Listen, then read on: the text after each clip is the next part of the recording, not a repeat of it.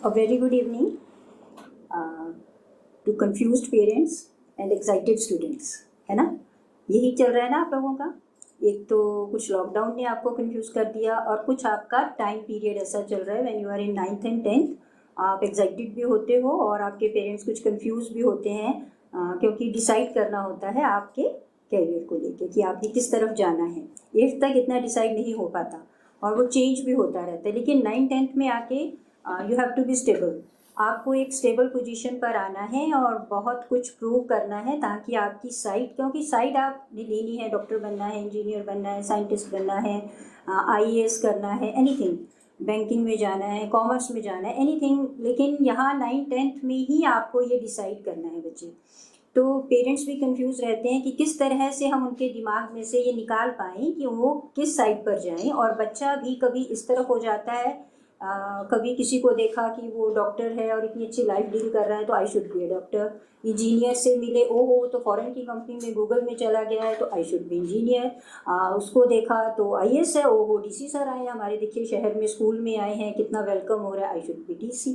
तो you are so confused कि मुझे ये बनना है, मुझे ये बनना है, नहीं मुझे ये कर लेना चाहिए। आजकल बहुत सी साइट्स हैं जो बच्चों को कंफ्यूज करती रहती हैं और पेरेंट्स को भी। आप एक्साइटेड रहते हैं, कंफ्यूज रहते हैं। तो आकाशदीप हमारे बीच में है। मैं चाहती थी, सर ने मुझे इंट्रोड्यूस करवाया एज ए मदर, लेकिन मैं यहाँ पर एज ए मीडिएटर बैठूँगी और इन लोगों से आपको पता करवाऊँगी कि हाउ आकाशदीप के दिमाग में तब क्या चल रहा था। ओके, हम ये देखना चाहेंगे कि 9th-10th में आकाश क्या सोच रहा था। क्या आप भी वही सोच रहे हैं और उसके पेरेंट्स क्या सोच रहे थे? क्या आकाशदीप के फादर भी क्या वही सोच रहे थे? तो जब वो चीज़ें टैली होंगी तो आपके जो क्वेश्चंस दिमाग में आपको कंफ्यूज करते हैं तो शायद कुछ लेवल तक वो आपके क्लियर हो पाएंगे।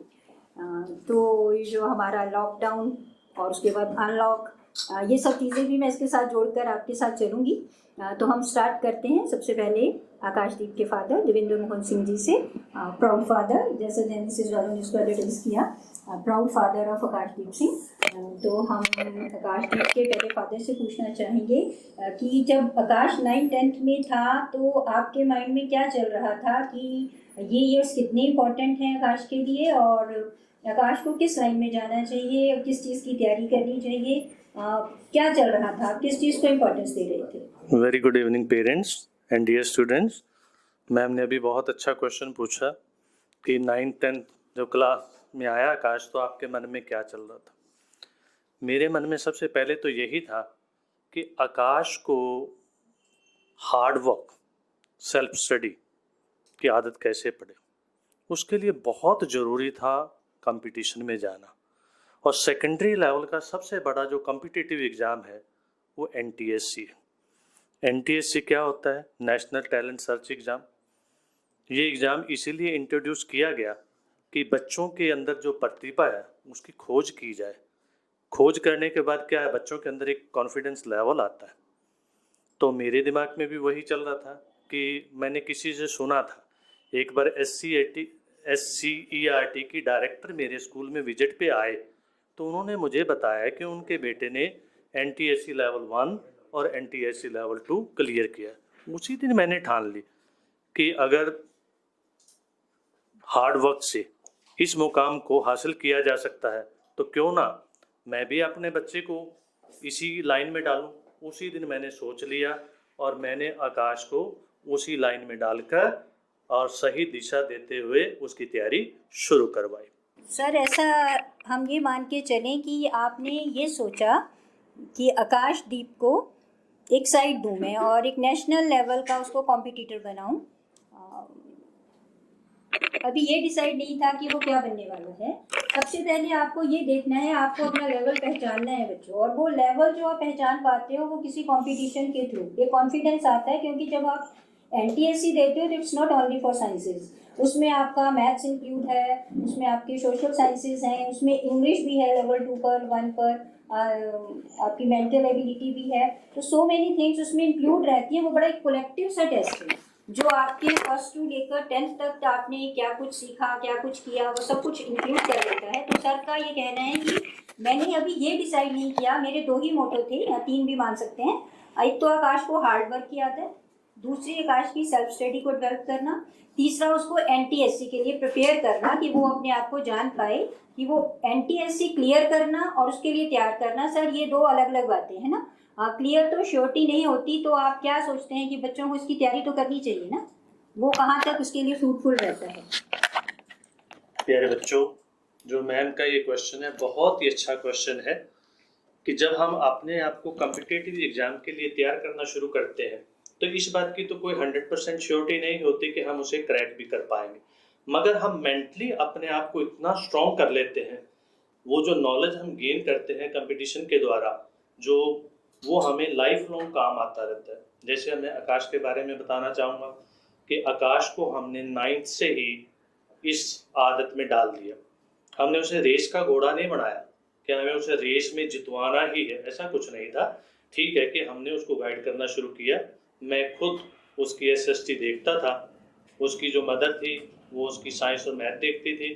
तो इस तरह से हमने आकाश को घर पे बैठ के इतने अच्छे ढंग से प्रिपेयर करना सिखाया कि जब एनटीएससी के लिए वो जाने वाला था तो मैं इस बात की गारंटी कर रहा था कि उसको एसएसटी मेरे से ज़्यादा आती थी, क्योंकि जब मैं उसके रोज टेस्ट लेता था तो टेस्ट में वो इतना बढ़िया करता था कि हो सकता था कि कोई फैक्ट मेरे दिमाग से स्लिप कर जाए, मगर उसके नहीं करता था। अब एनटीएससी की तैयारी कैसे की जानी है इसकी डिटेल भी मैं आपको अभी इसके बाद बताता हूँ। Thank you sir. अब मैं कुछ क्वेश्चन आकाश से पूछना चाहूँगी। आकाशदीप, आपने बहुत से कॉम्पिटिटिव एग्ज़ाम्स क्रैक किए, लेकिन उसमें सबसे पहले आपने, तो मैं जानना चाहूँगी कि क्या छोटे होते से ही आपको ये शौक़ था इस तरह के कॉम्पिटिशन्स को करने का, या 9th 10th में आके ही आप स्ट्रीमलाइन हुए कि मुझे ये करना है, एनटीएससी करना है, या बचपन से ही था? और ये जो आपने एनटीएससी क्रैक किया, ये आपके मन में क्या, आपके मन में था कि आप क्या सोचते थे कि एनटीएससी करूँगा तो ये ऐसा मुझे फील होगा, या मुझे क्यों करना चाहिए, और आपने इसकी कैसे तैयारी की? तो ये आप प्लीज़ बच्चों के साथ शेयर करें। Good evening everyone. मैं ये कहूँगा कि एनटीएससी का जो मुझे वो मिला मोटिवेशन, वो मुझे 6th क्लास से मिला। हमारे शहर करनाल में बहुत सारे पेपर्स होते थे और उनके बहुत एक्साइटिंग प्राइजेस होते थे। एक्साइटिंग प्राइजेस को देखते हुए मैंने सोचा कि मैं भी क्यों ना इनमें पार्ट लूँ। तो 6th क्लास में एक हमारा पेपर होता था सिटी वाइज, तो उसमें मैंने पार्टिसिपेट किया और मेरे को फर्स्ट प्राइज़ मिला। वो था एक लैपटॉप। वो लैपटॉप अभी तक मेरे पास है, जो मैंने रखा है 10 साल से। तो उसी लैपटॉप को देखते मैं सोचा कि अगर मैं और पढ़ाई करूं और मेहनत करूं तो मैं और अच्छे पेपर्स भी क्रैक कर सकता हूं और नेशनल लेवल पे भी अपना नाम बना सकता हूं। तो 9th एंड 10th में मुझे पता चला अपने दोस्तों से कि वो एनटीएससी की तैयारी कर रहे हैं, तो मैंने सोचा कि क्यों ना मैं भी इसमें तैयारी करूं और बाकी पेपर्स में जैसे सक्सेस प्राप्त करी है इसमें भी सक्सेस प्राप्त करूं। और मेरा साइंस की तरफ पहले से बहुत ज़्यादा रुझान था। मैं शुरुआत से ही देखता आता था कि हर साल नोबेल प्राइजेस की अनाउंसमेंट हुआ करती थी, पर उसमें इंडिया का कोई भी नहीं होता था इतने सालों से। तो मैंने सोचा कि क्यों ना हम साइंस परस्यू करें और देश का नाम ऊंचा करें। तो इसलिए मैंने एनटीएससी पे ज़्यादा ध्यान दिया क्योंकि वो साइंस से रिलेटेड था। अब बात आती है प्रिपरेशन की। तो जब मैंने पेपर दिया था तो उसमें 2 पार्ट्स होते थे mainly, math and set. Math में मेनली मेंटल एबिलिटी आती है, जो कि फर्दर डिवाइडेड है into verbal and non verbal. तो मेंटल एबिलिटी की प्रिपरेशन के लिए मैंने शुरुआत से अंत तक एक ही किताब को फॉलो किया, वो थी टाटा की मैग्रो-हिल। टाटा की मैग्रो-हिल अभी तक की सबसे बढ़िया बुक मुझे दिखी है, जो कि मेंटल एबिलिटी में हेल्प करती है। उसमें इंग्लिश भी होती है प्रिपरेशन के लिए। अब आती है सैट में। सैट में भी 3 सब्जेक्ट होते हैं, sciences, mathematics and social science. तो सोशल साइंस के लिए तो मैं 8th, 9th और 10th की एनसीईआरटी बुक्स ही फॉलो करी, उनको 2-3 बार थॉरली पढ़ा और रेगुलरली टेस्ट दिए। साइंस और मैथ्स के लिए मैं कहूँगा कि मैंने पियर्सन और आईसीएसई बोर्ड्स के क्वेश्चन सॉल्व करे, और बाकी साइंस और मैथ्स में जो प्रॉब्लम आती थी वो मम्मी से पूछ लेता था, और एसएस के सारे क्वेश्चन पेपर्स पापा बनाया करते थे। अब आखिरी में जब सारी बुक्स कंप्लीट हो गई उसके बाद क्या करना है? उसके बाद प्रीवियस ईयर पेपर सॉल्व करने हैं और कुछ लीडिंग जो तब कोचिंग क्लासेस होती थी एलएन वगैरह, उनके टेस्ट दिए। उनकी रैंकिंग देख के मैंने अपनी वीकनेस पहचानी और फिर उसी पे ज़्यादा वर्क किया। बहुत अच्छा। तो आकाशदीप ने बहुत अच्छे से अपनी प्लानिंग आपको बच्चों बताई। मुझे लगता है कि वो काफ़ी हेल्पफुल रहेगी। तो पेरेंट्स की भी आपने देखा कि भूमिका काफ़ी रहती है, हमें साथ साथ उनके चलना होता है, अपने ही साथ उनको रख के और बहुत कुछ उनकी बातों का ख्याल रखते हुए। और ये बड़ा अच्छा सा माहौल घर में रहता है कि माँ बाप पढ़ा रहे हैं, लेकिन ये भी मैं मानती हूँ कि हर फैमिली में शायद ये फैसिलिटी नहीं हो सकती कि हर एक के पापा एसएस कराएं और मम्मा साइंस कराएं। तो इसके लिए बहुत सारे सेंटर्स हमारे शहर में है जहाँ से आप ये सारी कोचिंग्स ले सकते हैं, जिसमें बड़ा अच्छा प्राइम नेम जेनेसिस का चल रहा है। तो अब ये सेंटर्स जो हैं ये आपको ये चीज़ें उपलब्ध करवा रहे हैं, क्योंकि सर ये सारी फैसिलिटीज़ हर बच्चे के पास तो नहीं है। और शायद जब आकाश तैयारी कर रहा था तो ये फैसिलिटी आकाश को या हमें ना पता ना चली हो तो ये नहीं मिल पाई, तो उसने अपने लेवल पे किया नो डाउट। लेकिन आप लोगों के पास तो बहुत अच्छी फैसिलिटी है शहर में, जेनेसिस भी ये क्लासेस अब ले रहे हैं जैसे, तो आप उसको भी उसका फ़ायदा उठाइए और अपने सपनों को साकार कीजिए। एमटीएससी की ट्राई ज़रूर कीजिए बच्चों, सक्सेस मिले या ना मिले इट डजंट मैटर, आप बहुत कुछ सीखते हैं, बहुत कुछ सीख पाते हैं। आपने तैयारी तो पूरी की है ना, वो 2-4 नंबर से हो सकता है कि आप रह जाओ, पर ऐसा तो नहीं है कि आपको नहीं आता था, हो सकता है कि आप एक ही नंबर से रह जाओ। तो जो पास हुआ है उसका 1 नंबर ही तो ज़्यादा है, कुछ ज़्यादा नहीं जानता वो आपसे। लक हैज़ फेवर्ड हिम या कुछ और हो सकते हैं कारण। तो इसमें कोई मायूस होने की या आप अपने आप को कम नहीं आंक सकते, फेलियर को आप कम तो कभी आंक ही नहीं सकते है ना। तो ये कोई ज़रूरी नहीं होता कि आप सिलेक्ट नहीं हुए तो कहीं हो सकता है कि तुक्के वाला क्वेश्चन ही उसका ठीक हो गया हो और आप उससे ज़्यादा इंटेलिजेंट थे, तो इट डजंट मैटर। और उस चीज़ों को आप बड़े लाइटली लीजिए, बस ये देखिए कि आपने कितनी किताबें पढ़ डाली, कितनी नॉलेज आपने गेन कर ली। ओके। तो एनटीएससी को तैयारी को ही हम जैसे लेकर 9th-10th की बात कर रहे थे कि हम स्ट्रीमलाइन 9th-10th में ही हो जाते हैं। तो आकाशदीप, क्या आपने सोचा कि फिर आगे आप क्या लेंगे 9th-10th के बाद? साइंसेस लिया आपने जैसे, तो ये आपने 9th-10th में ही डिसाइड करना पड़ा आपको, क्या आपने उसी टाइम डिसाइड किया? जैसे मैंने पहले ही बताया था कि नोबेल प्राइज़ की न्यूज़ से मैं बहुत ज़्यादा प्रोत्साहित हुआ कि साइंसेस में लेना चाहिए। तो फिर मैंने देखा कि साइंसेस में फिर आगे था मेडिकल एंड नॉन मेडिकल। तो मैथ्स में मेरा ज़्यादा कोई इंटरेस्ट नहीं था और बायो में मेरा काफ़ी इंटरेस्ट था और मैंने बायो ओलंपियाड भी क्वालिफाई किया इसलिए। तो मैंने मेडिकल सोच लिया था कि मैं 10th में ही ले लूँगा, 10th से। तो बच्चों जैसे एनटीएससी का हमने देख लिया कि किस तरह से तैयारी करनी है, किस तरह से पढ़ना है। आकाश, जैसे आप स्कूल भी जाते थे तो एनटीएससी के लिए कोई स्पेशल टाइम निकालना पड़ता था आपको कि उसके दौरान ही साथ साथ ही चल रहा था आपका ये सब? स्कूल में भी मेरे पास मैथ्स और साइंस से काफ़ी अच्छे टीचर्स थे और एसएस तो स्कूल वाले पढ़ा ही रहते हैं एनसीईआरटी की किताबें तो। पर घर आके ही मैंने 1-2 घंटा रेस्ट लेता था, फिर उसके बाद शाम को मान लो 4 से 7 पापा के साथ लग जाना, सारी किताबें दोबारा रिवाइज करना, टेस्ट करना और फिर खाना खाने के बाद दोबारा साइंस मैथ्स के क्वेश्चंस दोबारा करना। तो बस यही। पर स्लीप मैंने रेगुलर ली 8 आवर्स की, उससे मुझे काफ़ी मदद मिलती थी रिफ्रेश होने के लिए। हाँ, ये जो स्लीप का फैक्टर है ये बच्चे ध्यान से लें और पेरेंट्स भी इसका बहुत ध्यान रखें कि बच्चे सोएं पूरा। अपनी 8 घंटे की नींद उन्होंने ख़राब नहीं करनी है। ऐसा कोई हमने वार नहीं जीतनी होती कि हम सारी रात जाग रहे हैं और सुबह उठ के अनईजी फील करें, आप बीमार फील करें, अपनी क्लास में फ्रेश फील ना करें, उसका कोई फ़ायदा नहीं होता। नींद बहुत ज़रूरी है, सबसे सस्ता रिफ्रेशमेंट है ये। आप अपनी आराम की नींद लीजिए आकाश की तरह।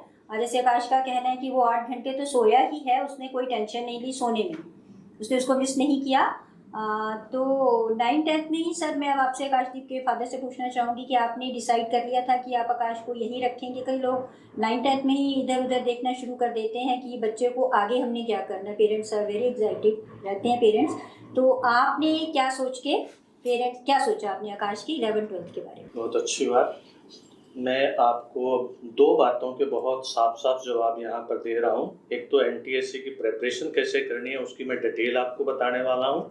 मैम ने जो क्वेश्चन मेरे से पूछा है कि आकाश के बारे में हमने कब डिसाइड किया, कैसे डिसाइड किया, सभी पेरेंट्स जिसमें मैं भी शामिल था, सब ये चाहते हैं कि उनका जो बच्चा है ही और she should be at the top of the world. तो हम लोग ढूंढना शुरू करते हैं कि सबसे बेस्ट इंस्टीट्यूशन जो है वर्ल्ड का वो हमारे बच्चे को मिलना चाहिए। हम भी उन्हीं में से एक थे, हमको अलग थोड़ी थे। हम भी अपने बच्चे के लिए निकले।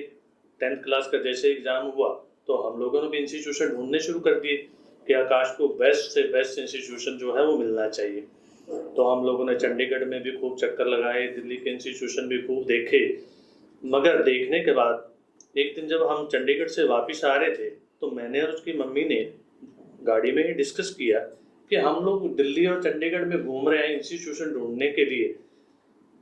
अगर हम अपने बच्चे को दिल्ली या चंडीगढ़ डालते हैं तो उसके पॉजिटिव पॉइंट क्या है और उसके नेगेटिव पॉइंट क्या है। जब हमने ये सारा कुछ डिस्कस किया तो डिस्कस करने के बाद हम इस नतीजे पे पहुंचे कि हमारे करनाल में एक बहुत अच्छा नाम चल रहा है, चलो चल के उसको भी देखते हैं। हम लोग जेनेसिस पे आए तो जैसे ही देखिए, हर आदमी का अपना रवैया होता है, एक नजरिया होता है कि वो क्या देखता है। कोई तो बहुत आलीशान बिल्डिंग देखते हैं, हवादार बिल्डिंग है, बड़ी मल्टी स्टोरी बिल्डिंग है। कोई देखते हैं कि वेल ड्रेस्ड कपड़े वाले वहाँ पर टीचर हैं, उनकी ड्रेस है, स्टाफ बहुत अच्छा है। कुछ देखते हैं कि उनके रिजल्ट बहुत अच्छे आ रहे हैं, कुछ देखते हैं कि वहाँ टॉपर्स बच्चे पढ़ रहे हैं, तो कुछ देखते हैं कि फीस स्ट्रक्चर क्या है।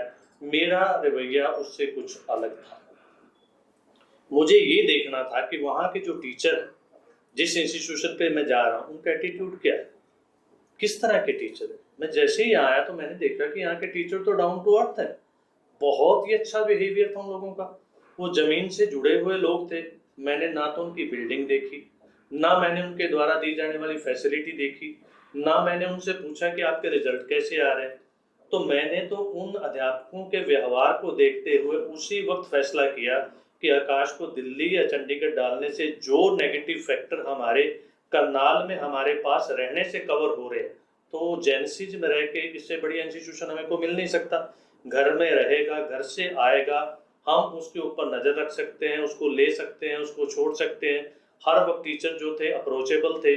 और यहाँ के नवनीत सर, जतिंदर सर जो हमें बायो पढ़ाया करते थे, मिश्रा जी, और जो हमें बॉटनी जूलॉजी पढ़ाते थे, तो सभी टीचर्स इतने कोऑपरेटिव थे। टीचर्स की क्या बात करूं मैं, इनके तो जो नॉन टीचिंग फैकल्टी है वो भी हाईली कोऑपरेटिव थी। तो इन सभी बातों को देखते हुए, क्योंकि मेरा बेटा, हम सिख फैमिली से हैं, तो एक सिख बच्चे को घर से बाहर छोड़ना, कितने घंटे वो अपने वेस्ट करेगा अपने बाल धोने में, अपने बाल बनाने में।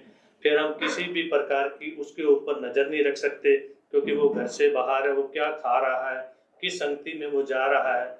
इन सारी बातों को सोचते हुए हमें इससे बेस्ट इंस्टीट्यूशन नहीं कोई लगा। और उन्होंने उतनी ही हमें दिल से हमारे बच्चे को पढ़ाया। हमारे क्या, सभी बच्चों को वो दिल से पढ़ाते हैं और रिजल्ट आपके सामने है। तो मैं भी सभी अभिभावकों से यही अपील करूंगा कि जब आप अपने बच्चे के लिए डिसाइड करो कि 11th और 12th कहाँ से करनी है, तो आप इन सभी फैक्टर्स को ध्यान में रखिए कि बच्चे को अपनी नज़रों से दूर छोड़ना, बच्चे के खान पान का ध्यान ना रख पाना, बच्चा किस संगति में है, किस माहौल में है, उसके ऊपर आपकी कोई अप्रोच ना होना। उससे बेहतर यह है कि अपनी नज़रों के सामने रखिए, और नज़रों के सामने रख के हम हर बात का ध्यान रख सकते हैं।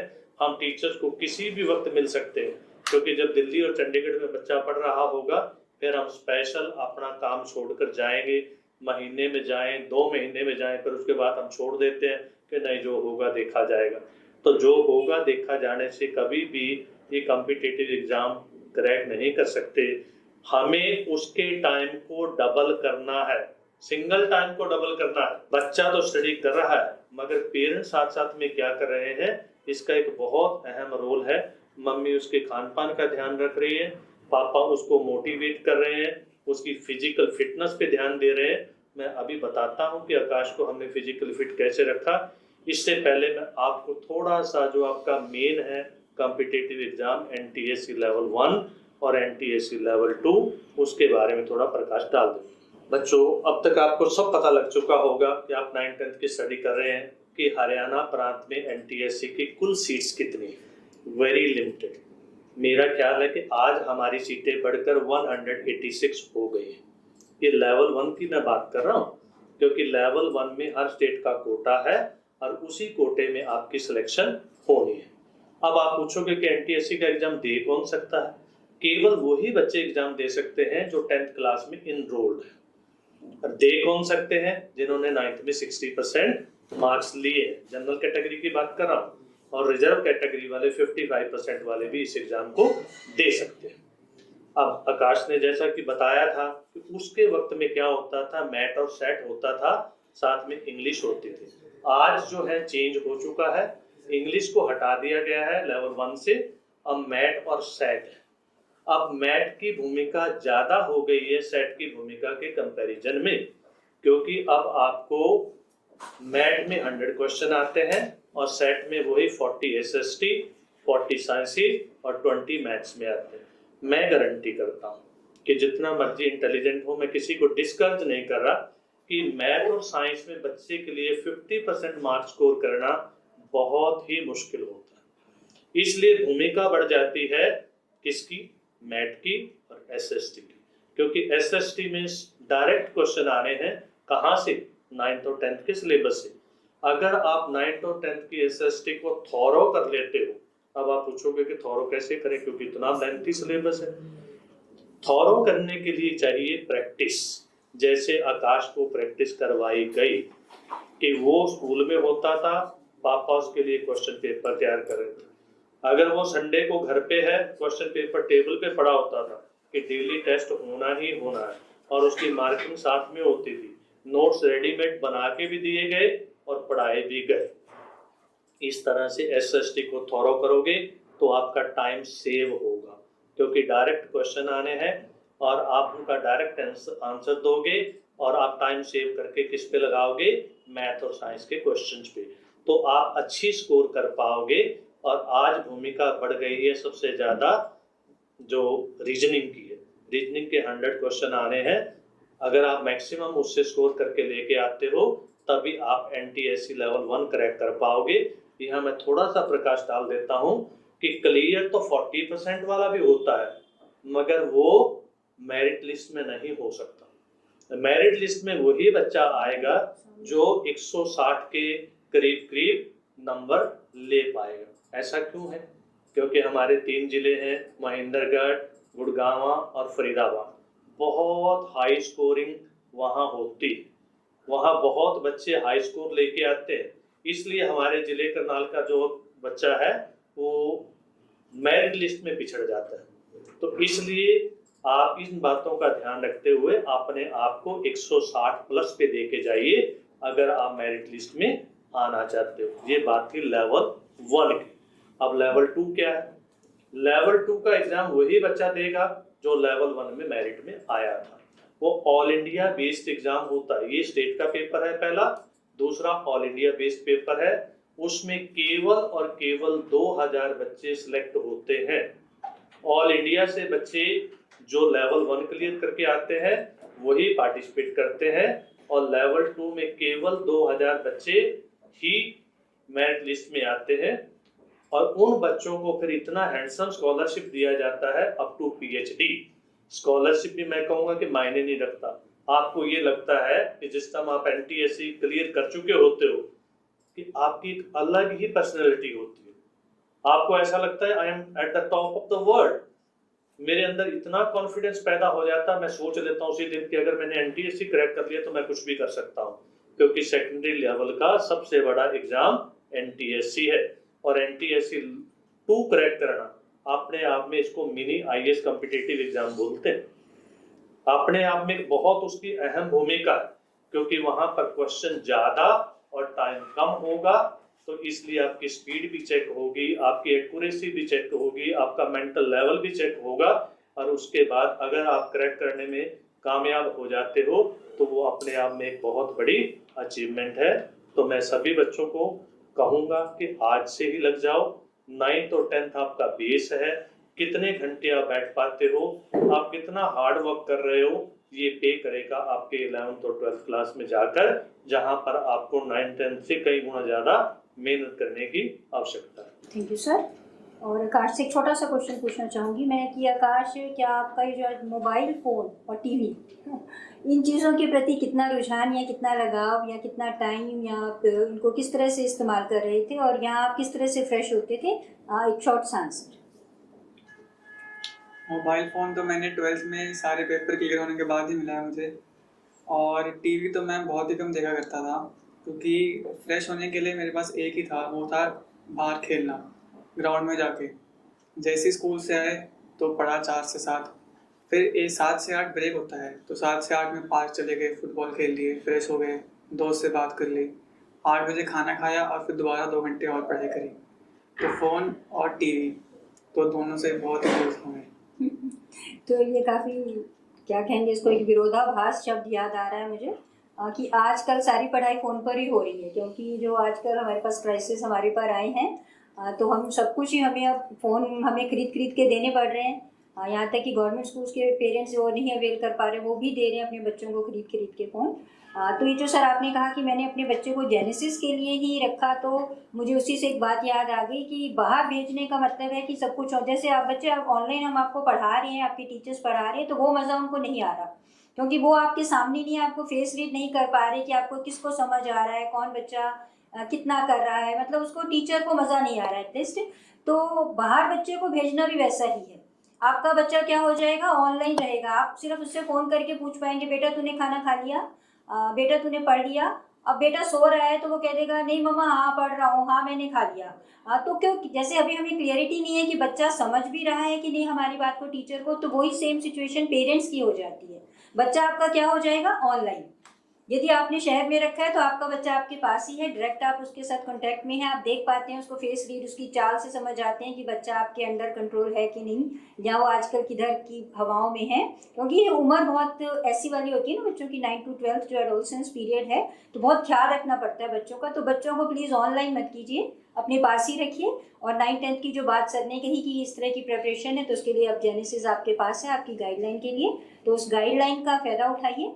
और इसको बच्चे, मुझे लगता है कि सर अब क्वेश्चंस आने वाले हैं, तो हम कुछ क्वेश्चंस ले लें सर। स्कूल का होमवर्क आपको मिलता था, तो होमवर्क के लिए आपके पास क्या टाइम होता था, क्योंकि काफ़ी मिलता है होमवर्क में ना, कैसा रहा वो एक्सपीरियंस? अगर मैं सही सही बताऊं तो जैसे कि काफ़ी सारा काम होता था, नोट्स लिखने हैं कॉपी में, ऐसे SST वगैरह के नोट्स लिखो, टीचर्स कहते हैं चेक करवाओ, नहीं करवाओगे तो फिर क्लास से बाहर निकाल देंगे। तो इन सब के लिए तो मैंने मम्मी का ही सहारा लिया। मेरा सारा काम मम्मी लिख देती थी, और टीचर्स भी बहुत खुश होते थे मेरी हैंड राइटिंग से, और दोस्त भी कहते थे यार कैसे कर लेता है।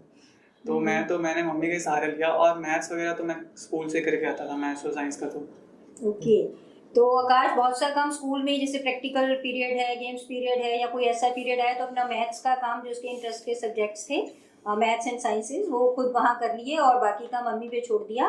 क्योंकि मम्मी पहले पेज से ही लिखे ताकि टीचर को शक ना हो, क्योंकि यदि बीच में मम्मी ने पकड़ा तो पकड़ा जाएगा कि हैंड राइटिंग चेंज है। डिस्ट्रैक्शंस जो होती हैं बच्चे को, बेटा या विंदर जी भी जो भी बताना चाहेंगे कि बच्चे उससे कैसे अपने आप को बचाएं।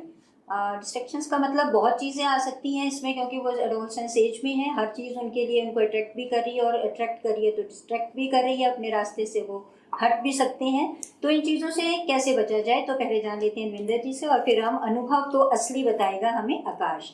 रिस्पेक्टेड पेरेंट्स, मैंने स्टार्टिंग में आपको एक रिक्वेस्ट कर दी थी, अपना एक्सपीरियंस शेयर कर दिया था कि हमें सिंगल टाइम को डबल में बदलना है। अभी उनकी मम्मी एक्सप्लेन कर रही थी कि बहुत सारा होमवर्क वो कर देती थी, और बहुत सारा, क्योंकि उस वक्त जो, मैं इस क्वेश्चन पे आता हूँ डिस्ट्रक्शन वाले पे, उस वक्त जो हमारा एम था और जो हमारा जो एम था और जो हम क्रैक कर सकते थे NTSC को, वो SST थी। तो SST मैंने पकड़ी हुई थी, मैथ साइंस मम्मी ने उसकी पकड़ी हुई थी, होमवर्क वगैरह हम लोग खुद कर देते थे। अब आया सवाल कि डिस्ट्रक्शन से कैसे बचा जाए, वो मैंने आपको कहा कि बच्चे को अपने पास रखिए। अब पास रखने का मेरा मतलब ये नहीं है कि बस आपने उसको इंस्टीट्यूशन पे छोड़ दिया और उसके बाद आपका जॉब ओवर, नो।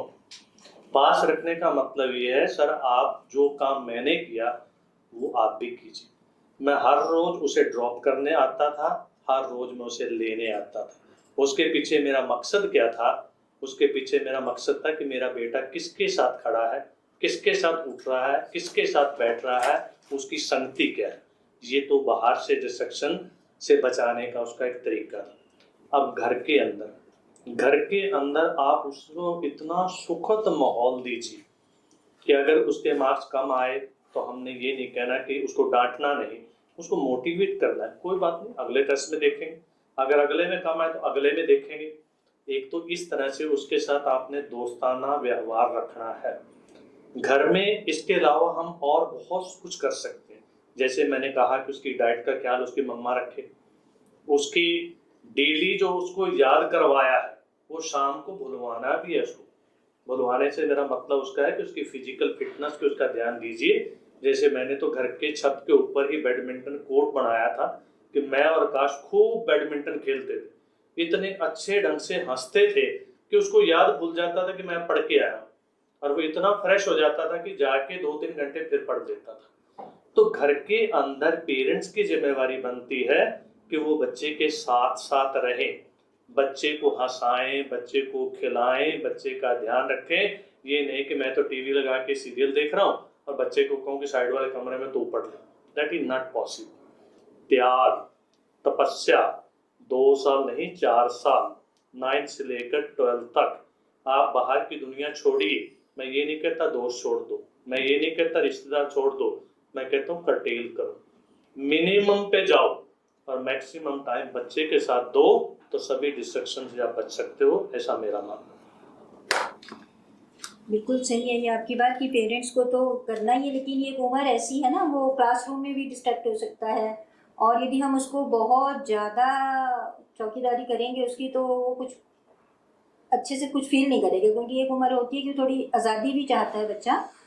तो आकाश, आपका कैसा रहा एक्सपीरियंस? कहीं आपको ऐसा तो नहीं लगा कि आपके पेरेंट्स आपके ऊपर कुछ ज़्यादा प्रेशर डाल रहे हैं, या आपको नॉर्मल लगता था कि जैसे पापा आपको कह रहे हैं कि मैं लेने भी आता हूँ, तो आपको लगता था कि थोड़ा सा टाइम मुझे मिलना चाहिए जब मैं दोस्तों के साथ हंस सकूँ, आज क्लास में क्या शरारत हुई, आज क्लास का क्या एक्सपीरियंस रहा, कि पापा तो टाइम से ही आ गए, वो बातें तो मैं कर ही नहीं पाया, या आपको लगता था कि क्योंकि आपने बाद में बताना है, उस टाइम आपको क्या लगता था और क्या वो आपके लिए फ़ायदेमंद रहा, और कैसे आप डिस्ट्रैक्शन से बचे, किस तरह की बातें हो सकती थी और किस तरह से आप उस माहौल से अपने आप को बचाते हुए, क्योंकि पॉसिबिलिटी हर चीज़ की, क्लास में हर तरह का बच्चा है और बहुत से अच्छे अच्छे बच्चे भी हैं, तो कुछ शरारती बच्चे भी रहते हैं, पूरी क्लास तो देखो एक जैसी नहीं रहती है ना।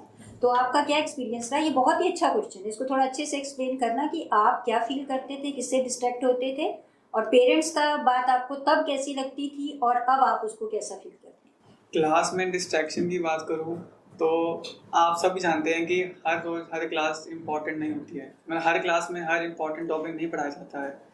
तो वैसे तो मैं हर क्लास में लास्ट बेंच पे बैठता था और बहुत शरारती था। 11th-12th में भी मैं बहुत ज़्यादा शरारती था। तो पर जब भी पढ़ाई शुरू हो जाती थी तो हम फर्स्ट सीट पे आ जाते थे। ओके। टीचर्स के आते ही हमने मोड चेंज कर लिया, अपना सीरियस मोड में आ गए और फिर ध्यान लगाया पूरा, और जब टीचर चले गए तो फिर वही शरारती मोड में आ गए हमने यही कराया है। और तब फ़ोन तो नहीं होते थे इसलिए अब मैं कुछ नहीं कह सकता, फ़ोन हर एक के पास है, तो उस डिस्ट्रैक्शन से कैसे बचना है। और बाकी दोस्तों के साथ खूब बातें करो, पर जब टीचर पढ़ाए तो पढ़ना भी है, ऐसा नहीं है कि पूरे समय बातें करते रहनी है, नहीं तो फिर क्लास से बाहर निकाल सकते हैं। टाइम टेबल तो फिक्स नहीं होना चाहिए, पर पढ़ाई का जो टाइम देना है वो फिक्स होना चाहिए। मतलब जैसे कि आपने 4 घंटे पढ़ना है तो 4 घंटे टारगेट अचीव रोज करना। हाँ, जैसे कि स्कूल तो जाना ही है, तो स्कूल से बाद अगर आप जैसे कि उस दिन थोड़ी ज़्यादा पढ़ाई होगी है स्कूल में, रेस्ट चाहिए तो रेस्ट ले लो। पर जैसे मैंने आपको पहले बताया था कि अपनी जो नींद है वो ख़राब नहीं करनी बिल्कुल भी, नींद 8 घंटे ही लेनी है। तो आप या तो जल्दी सुबह उठ सकते हैं, जैसे कि 8 बजे आपका स्कूल है तो आप 6 बजे उठ जाए, 6 से 7 पढ़ लीजिए, फिर 7 से 8 नहा धो के स्कूल चले जाएँ, फिर 1 घंटा सुबह हो गया, फिर 4 या 3-4 बजे आप स्कूल से आए, सोए, उठे, फिर 4 से 7 आपने दोबारा पढ़ाई करी तो 3 घंटे यहाँ होंगे। 7 से 8 आपने जैसे भी कुछ अपना रेस्ट करा या खेले, फिर 8 बज गए, फिर 8 से 10 आपने दोबारा पढ़ाई करी, तो ऐसे 6 घंटे निकल जाते हैं हर रोज़। तो टाइम टेबल फिक्स नहीं होना चाहिए, बस अमाउंट फिक्स होना चाहिए कि कितना पढ़ना है। SST में भी फिर आगे सब्जेक्ट हो जाते हैं, हिस्ट्री, ज्योग्राफी और इकोनॉमिक्स। तो इकोनॉमिक्स और आप देखें तो ज्योग्राफी वो समझने वाले हैं, हिस्ट्री को आपको निमोनिक्स बना के आप इसे क्रैम कर सकते हैं, डेट्स वगैरह को, पर इसे तो याद ही कर सकते हैं क्योंकि डेट्स को कोई समझ नहीं सकता। और एक और सब्जेक्ट भी रहता है सिविक्स तो आपका डेली लाइफ से रिलेटेड है, वो तो आसान होता है। जब NTSC की तैयारी करता था तो बताया मैं 4 से 5 घंटे पढ़ता था, संडे को थोड़ा ज़्यादा हो जाता था, 8 घंटे हो जाते थे, तो फिर मंडे को मैं रेस्ट ले लेता था क्योंकि संडे को ज़्यादा पढ़ाई होगी। तो मतलब 4 से 5 घंटे तो एवरेज रहते ही हैं स्कूल के अलावा। अब 11th-12th की बात करें, जैसे कि नीट और एम्स की, तो जैसे कि यहाँ तो रेगुलर क्लासेस होती थी 4.5 घंटे की, जहाँ तक मुझे याद है, तो 4.5 घंटे तो यहाँ पढ़ने ही पढ़ने हैं, फिर उसके बाद 1 घंटा रेस्ट लिया, फिर 3-4 घंटे दोबारा रेगुलर रिवाइज करो जो आज क्लास में पढ़ाया है, जो होमवर्क मिला है, और फिर 3-4 घंटे और पेपर करना, सॉल्व करना। तो जैसे कि 4-5 घंटे थे वो अब 6-7 घंटे में बदल गए, तो ज़्यादा फर्क नहीं था, 1-2 घंटे का फर्क था। लेट नाइट तो मैंने बिल्कुल भी नहीं पढ़ा, पर अर्ली मॉर्निंग थोड़े से पढ़ा है। दिन के टाइम में ज़्यादा मैं दिन के टाइम में एक्टिव होता हूँ। लाइफ का एम तो मतलब जो भी आप करो उसमें खुश होने चाहिए। अब हमारे यहाँ पे भी हैं कुछ एम्स में आए हुए हैं, वो अभी भी खुश नहीं है। वो एम्स ऋषिकेश में तो वो कहते हैं कि हमें एम्स दिल्ली में होना चाहिए था। वो अभी भी पूरा साल रोते रहते हैं, कुछ नहीं पढ़ते हैं, हॉस्टल में बैठे रहते हैं। और कुछ बच्चे मतलब स्टेट कॉलेजेस में भी बहुत अच्छा कर रहे हैं। जैसे कि एम्स पीजी का होता है एग्ज़ाम, तो ये नहीं है कि 100 के 100 बच्चे एम्स के ही हैं। 100 में से सिर्फ 50 से 30 ही होते हैं एम्स, बाकी सारे गवर्नमेंट कॉलेजेस के होते हैं बाकी। तो उन्होंने भी वहीं उन्हीं कॉलेज में मेहनत करी है 5 साल और एम्स के बराबर आए हैं। तो ये तो बिल्कुल भी सही नहीं है। जैसे कि हमारे भी यहाँ पे हुआ था एक बारी हमारे कॉलेज में, मतलब एक स्टडी हुई थी बच्चों की कि जैसे कि हमारे जैसे कि बहुत सब्जेक्ट्स हैं, हर सब्जेक्ट्स की 100 से ज़्यादा किताबें छपी हुई हैं लाइब्रेरी में। अब कुछ बच्चा तो एक ही बुक को 3 बार पढ़ता है और कुछ 3 बुक्स को एक ही बार पढ़ता है। तो उसमें देखा गया कि जो बच्चा एक बुक को 3 बार पढ़ता है उसके कॉन्सेप्ट बहुत ज़्यादा अच्छे होते हैं, और जो 3 को एक बार पढ़ता है, किसी बुक में कुछ हुआ दिया होता है, किसी बुक में कुछ दिया होता है, तो इससे वो जो एक बुक में दिया होता है वो भी भूल जाता है और तीनों का याद भी नहीं रख पाता। तो जैसे कि एक तो आपने यहाँ की वीडियो देख ली, वीडियो देखने के बाद अगर आपको समझ नहीं आया तो टीचर से पूछो, फिर भी समझ नहीं आया तो फिर आप शायद से देख सकते हैं। एनटीएससी हो सकता है, पर आपका माइंड थोड़ा खुला होना चाहिए। जैसे कि आप बताया कि मैथ की वेटेज बढ़ गई है, तो मैथ के लिए आपको ये नहीं कि 4 साल तैयारी करनी है, 5 साल तैयारी करनी है, वो तैयारी कभी भी हो सकती है। वो बुक जो मैंने करी थी मैग्रो-हिल, वो कईयों ने 1 महीने में भी कर दी, पर मैंने 2-3 साल उससे ही करी। तो इससे नहीं कह सकते कि टाइम का कोई फ़र्क पड़ता है। मैथ साइंस के कॉन्सेप्ट्स अगर आपके पहले से ही अच्छे हैं, मतलब आप शुरुआत से पढ़ते आ रहे हैं, तो और आसान हो जाएगा। मेन फोकस आपको एसएसटी और मैथ पे रखना है। हाँ, तो तब कुछ अलग हुआ करते थे रूल्स। पहले टाइम वेस्ट दिया जाता था, जैसे कि आपको इंग्लिश का पेपर दिया जाएगा 40 क्वेश्चंस 45 मिनट्स के लिए। उसके बाद आपसे ले लिया जाएगा, आपको सारे क्वेश्चंस एक साथ नहीं मिलेंगे, क्योंकि अगर एक साथ क्वेश्चन मिलेंगे तो बच्चे इंग्लिश पे कम ध्यान देंगे और बाकी पे ज़्यादा टाइम दे देंगे, क्योंकि इंग्लिश को तो सिर्फ पासिंग के लिए है। तो वो चाहते थे कि एनटीएससी में सब सब्जेक्ट्स पे फोकस किया जाए। सब्जेक्ट्स तो सेम ही होते हैं, पर ये देखिए आप, जैसे कि मैं आपको दूंगा कि आपने 1 घंटे, आपके 1 घंटा ही है पेपर से पहले, तो आप क्या पढ़ोगे? एसएसटी पढ़ोगे या साइंस या मैथ्स पढ़ोगे? अगर आपने साइंस या मैथ्स में दिया तो 1 घंटे में अगर आपको बहुत ही अच्छा है तो आपका एक ही क्वेश्चन ठीक होगा, और अगर आप 1 घंटा कोई चैप्टर पढ़ने में करोगे एसएसटी का, तो उससे 2-3 क्वेश्चन ठीक हो सकते हैं। तो लेवल वही आएगा।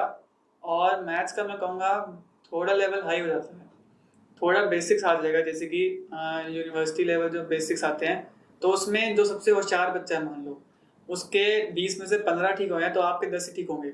तो जो मेन जो डिफरेंस आता है नंबर का, वो एसएसटी में बना पाता है बच्चा, मैथ्स में नहीं बना पाता। प्यारे बच्चों, ये आपका क्वेश्चन बहुत बढ़िया है। मैं पहले भी बता चुका हूँ आपको कि एनटीएससी लेवल 2 और लेवल 1 क्रैक करने के लिए आपका मैथ बहुत क्लियर होना चाहिए, क्योंकि मैथ में आप 100 में से 100 स्कोर कर सकते हो। I have seen so many students have scored 100 out of 100. In SST, you can score 40 out of 40 because all the questions will be straightforward, and these questions will be from both the books, that is 9th standard as well as the 10th standard. Out of syllabus कोई भी question नहीं आता, ये मेरी guarantee है। अब बच्चे कहते हैं कि नहीं जी, बुक से तो क्वेश्चन ही नहीं आया। मैं कहता आपने बुक पढ़ी ही नहीं, क्योंकि आपके 50% क्वेश्चन पता कहाँ से आने हैं? जो आपके वहाँ पर डायग्राम बने हुए हैं, जो आपकी पिक्चर्स बनी हुई हैं, जो आपके बुक में कैप्शन साइड पे बने हुए हैं, जो आपने कभी पढ़े ही नहीं, क्वेश्चन तो वहाँ से आना है। और आप कह देते हो कि क्वेश्चन तो आउट ऑफ सिलेबस आया है। नेवर। तो इसलिए आपको स्ट्रेस करनी है एसएसटी के ऊपर 40 मार्क्स स्कोर करने के लिए, और मैथ जहाँ पर 100 मार्क्स आज आपको मिल सकते हैं, क्योंकि मैं पहले बता चुका हूँ साइंस और मैथ का लेवल बहुत हाई हो जाता है, वहाँ पर डिफरेंस बहुत कम होता है एक कॉमन बच्चे में और एक इंटेलिजेंट स्टूडेंट में। तो इसलिए आप वहीं पर फोकस करें जहाँ पर आप अच्छा स्कोर कर सकते हो।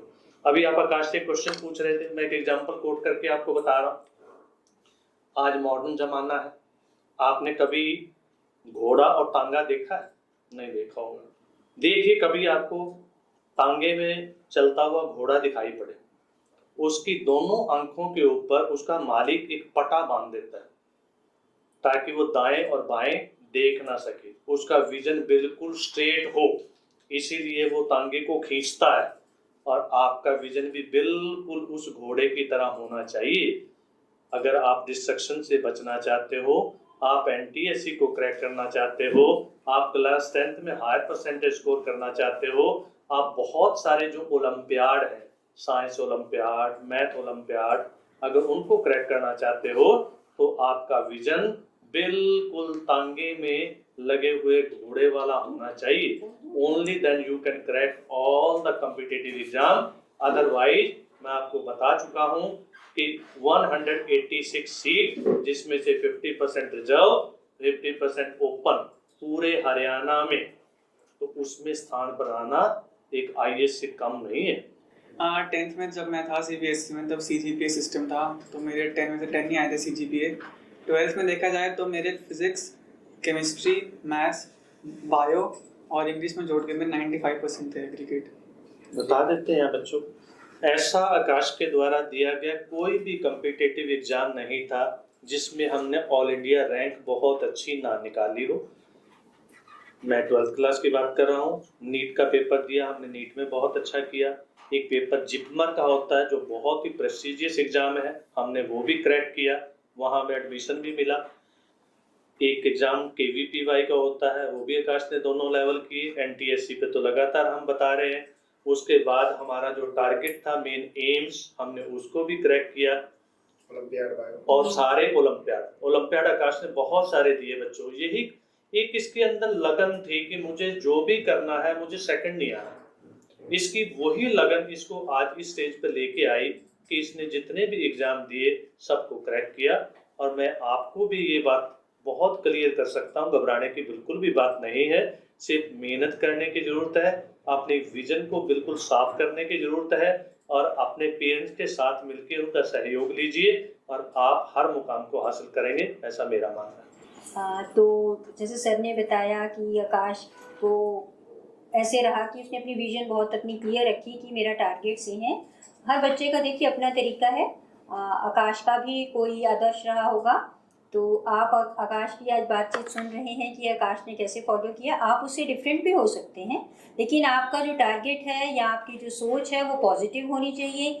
क्रैक हो ना हो, बी पॉजिटिव रहें, आप हमेशा खुश रहिए, हंसी मजाक के साथ अपनी ज़िंदगी को जिए, लाइट रखिए। और ये सारा माहौल आपको जेनेसिस देता है। फिजिक्स वाले यहाँ जो सर हैं बहुत बच्चों के साथ क्लोज हैं और बच्चे उनके साथ क्रिकेट तक खेलते हैं।